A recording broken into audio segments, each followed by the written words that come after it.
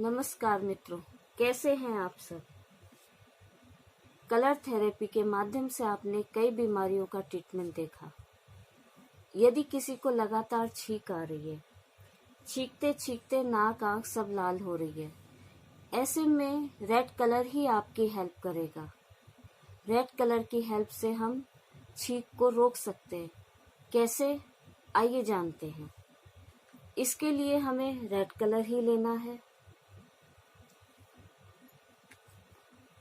Point वही जो जुखाम के लिए लिया था हमने, यानी कि अंगूठे के फर्स्ट पोर पे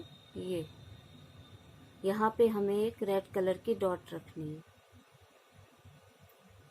इसे हमें दोनों अंगूठे पे रखना है। 2 से 4 घंटे में ही आपको आराम आ जाएगा। कई बार तो आश्चर्यजनक रूप से कलर थेरेपी से बहुत जल्दी ही फायदा होता है। इसे पानी से बचाइए। कम से कम 4 घंटे इसे यूं ही लगा के रखिए। यदि किसी को सुबह सुबह बहुत छींक आती है, तब भी आप यही कलर थेरेपी यूज कीजिए।